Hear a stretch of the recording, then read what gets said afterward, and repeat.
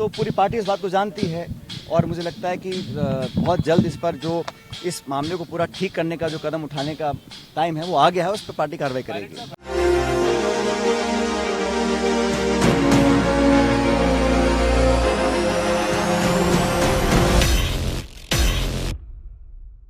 नमस्कार, आप सबका स्वागत है हमारे चैनल नेक्स्ट 9 न्यूज में। मेरा नाम है दीपक गुप्ता।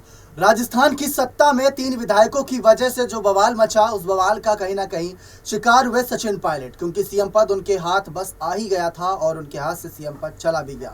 क्योंकि उस बैठक का बहिष्कार किया गया था। बैठक की बहिष्कार की वजह से 3 विधायकों पर लगातार निशाना साधा गया। उनको कारण बताओ नोटिस भी दिया गया, उन्होंने उसका जवाब भी दिया जिसमें उनको निर्दोष बताया गया, लेकिन इसके बावजूद भी कई उनके आपसी नेता उन पर घेराव कर रहे हैं। और अब तो सचिन पायलट ने भी चुप्पी तोड़ दी है। सचिन पायलट ने जो बयान दिया वो सुनकर आप सब भी दंग हो जाएंगे कि कैसे राजस्थान की सत्ता को लेकर वो प्लान तैयार कर रहे हैं और क्या बातें हैं जो यहाँ पर उनके मन में थी और आज जनता के बीच सबके सामने उन्होंने खुलासा करा इन 3 विधायकों को लेकर। नाम नहीं लिया, ना ही विधायकों की संख्या बताई, लेकिन हाँ, उन्होंने कहा जिन्होंने इस बैठक का बहिष्कार करके खुद से अलग बैठक करी थी उन पर सख्त से सख्त कार्रवाई होनी चाहिए।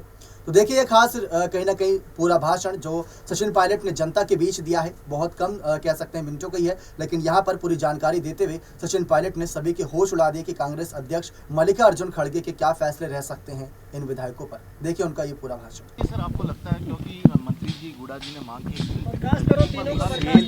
सीएलपी की जो बैठक थी वो कॉल की गई थी, बैठक हुई नहीं, उसकी जगह एक पैरेलल बैठक हुई थी।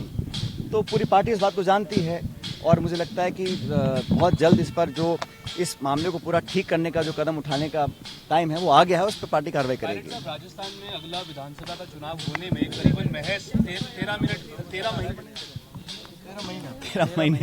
महीने के करीब रह गए हैं।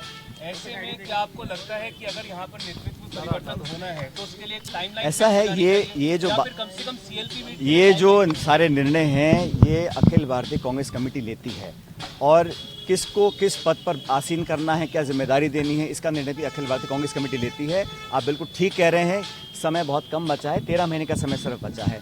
तो जो भी निर्णय लेने हैं, कदम उठाने हैं, जो कार्रवाई पहले नहीं हो पाई थी, उदाहरण के तौर पर सीएलपी की मीटिंग, उसका भी निर्णय एआईसीसी लेके बहुत जल्द लेगी। लेकिन चुनाव भी हमारे चल रहे हैं, आप मत भूलिए कि बड़े महत्वपूर्ण चुनाव हैं और जो जेपी नड्डा साहब जो भाजपा के अध्यक्ष हैं वो हिमाचल से आते हैं और गुजरात जहाँ के प्रधानमंत्री और गृह मंत्री हैं उनका गृह राज्य है। तो दोनों राज्य हमारे लिए महत्वपूर्ण हैं। पूरी ताकत के साथ हम कैंपेन कर रहे हैं दोनों राज्यों के अंदर और मैं जैसा आपको पहले कहा, बहुत अच्छा वातावरण हमारे पक्ष में बन चुका है दोनों राज्यों के अंदर और वहाँ पे हम जीत हासिल करें, ये हम सबका एक सामूहिक इच्छा हमारी है। जहाँ तक राजस्थान का सवाल है उसके बारे में अपनी बात मैंने आपको देखा आप सभी ने किस तरीके से जनता के बीच सचिन पायलट का गुस्सा फूटा और ये गुस्सा कहीं ना कहीं लाजमी भी है और ऐसे समय पर आया है जिसको लेकर सवालात भी कई सारे किए जा रहे थे। अब समझना ये ज़्यादा जरूरी है कि इस समय जो चुनौती बनी हुई है यहाँ पर सचिन पायलट के सामने, वो चुनौती ये है कि उनको हिमाचल चुनाव में कांग्रेस पार्टी के लिए अच्छा करके देना है, इतना अच्छा कि कांग्रेस पार्टी की जीत होती नजर आए। 2 राज्यों में चुनाव है और 2 राज्यों में से कम 1 राज्य में सरकार बनाए। गुजरात ना सही लेकिन हिमाचल में सरकार बनाए। मुश्किल होगा लेकिन नामुमकिन काम नहीं। अब देखना दिलचस्प होगा कि पायलट के इस बयान का असर कितना पड़ता है राजस्थान की सत्ता पर और उन विधायकों पर क्या फैसला आता है कांग्रेस पार्टी के अध्यक्ष मल्लिकार्जुन खड़गे का। बने रहिए चैनल के साथ, ऐसी और तमाम जानकारियों के लिए बहुत बहुत धन्यवाद।